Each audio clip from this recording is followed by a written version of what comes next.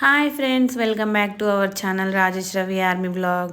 ఈ రోజైతే మన వీడియోలో మార్నింగ్ టిఫిన్లోకి రొటీన్గా కాకుండా రుచిగా గోధుమ పిండితో హెల్దీగా బ్రేక్ఫాస్ట్ని అయితే చూపించబోతున్నాను. అప్పటికప్పుడు ఈజీగా కూడా చేసుకోవచ్చు. ఒకవేళ ట్రై చేసి నచ్చితే మీకు కూడా ఎలా అనిపించిందో లైక్ చేసి కామెంట్ చేయండి. నెక్స్ట్ అయితే మనం ఒక మిక్సింగ్ బౌల్ని తీసుకొని అందులో 1 కప్పు వరకు గోధుమ పిండిని తీసుకుందాం. నెక్స్ట్ ఇందులోకి రుచికి సరిపడా సాల్ట్ వేసుకోవాలి. నేనైతే 1 పావు టీ స్పూన్ వరకు సాల్ట్ తీసుకున్నాను. అలాగే ఇందులోకి 1 స్పూన్ ఆయిల్ కూడా యాడ్ చేసుకోవాలి. ఫస్ట్ అయితే మనం ఇప్పుడు తీసుకున్న సాల్ట్ ఆయిల్ పిండిలో బాగా కలిసేలా కలుపుకోవాలి. సో ఇవన్నీ బాగా కలుపుకున్న తర్వాత ఇందులో కొద్దిగా వాటర్ పోసుకుంటూ చపాతీ పిండిలాగా సాఫ్ట్గా వచ్చేలాగా కలుపుకోవాలి. మనం చపాతీ పిండిని ఏ విధంగా అయితే మరీ లూజ్గా కాకుండా గట్టిగా కాకుండా మీడియంగా ఎలా కలుపుకుంటామో అదే విధంగా ఇది కూడా అలాగే కలుపుకోవాలి. కలుపుకున్న తర్వాత ఒకసారి చెక్ చేసుకోండి. సో ఈ విధంగా సాఫ్ట్గా ఉండాలన్నమాట. తర్వాత మూత పెట్టుకొని ఒక 10 నిమిషాలు పక్కన పెట్టేసుకోండి. ఇప్పుడైతే మనం స్టఫింగ్ ప్రిపేర్ చేసుకుందాం. స్టఫింగ్ కోసం 3 మీడియం సైజు ఆనియన్స్ని తీసుకొని సన్నగా కట్ చేసుకోవాలి. ఒక బౌల్లోకి తీసుకొని ఇందులో 1/2 టీ స్పూన్ కారం వేసుకోవాలి. అలాగే పావు టీ స్పూన్ వరకు కారం, next 1/2 teaspoon garam masala, 1 spoon వరకు ఉప్మా రవ్వ యాడ్ చేసుకోవాలి.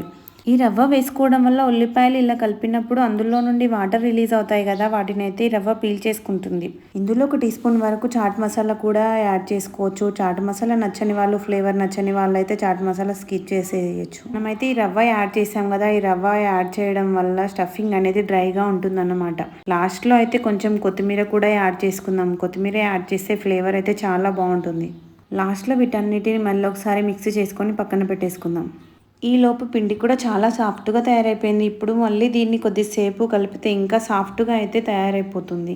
మనం తయారు చేసి పెట్టుకున్న స్టఫింగ్ని, పిండిని అన్నీ బాగా కలుపుకొని పక్కన పెట్టేసుకుందాం. ఇప్పుడైతే మనం ఈ పిండిని పార్ట్స్ లాగా డివైడ్ చేసుకుందాం. పార్ట్స్ లాగా అంటే ముందుగా మనం చపాతీ పిండిని రోల్ లాగా చేసుకొని ఎంత పెద్ద రోల్ వస్తుందో అంత పెద్ద రోల్లో పార్ట్స్ లాగా ఎన్ని పార్ట్స్ అయితే వస్తాయో అన్ని పార్ట్స్ కట్ చేసుకొని వాటిని ఒక బాల్స్ లాగా చేసుకొని తీసుకోవాలి.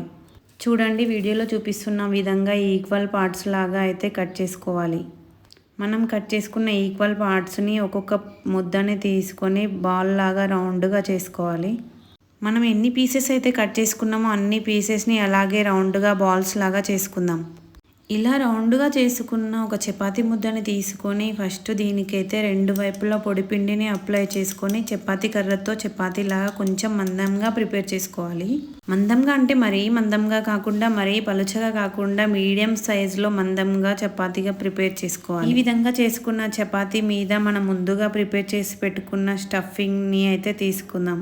ఒకవేళ మనం చపాతీని పల్చగా చేసుకున్నాం అనుకో, దాని మీద స్టఫింగ్ పెట్టుకుంటే మొత్తం ఖరాబ్ అయిపోతుంది. అందుకే మందంగా చేసుకోవాలి. ఇప్పుడైతే చపాతీ పైన స్టఫింగ్ని ఒక లేయర్ లాగా తీసుకుందాం.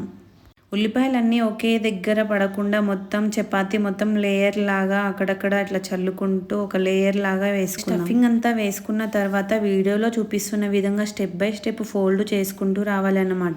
ఇలా మొత్తం ఫోల్డ్ చేసిన తర్వాత ఒక రోల్ లాగా తయారవుతుంది. ఈ రోల్ని అయితే అంచుల వెంబడి సైడ్స్కి కూడా మొత్తం అతికేలాగా మంచిగా చుట్టుకోవాలి. అలా అయితేనే మనం కట్ చేసేటప్పుడు కూడా విడిపోకుండా గట్టిగా ఉంటుంది.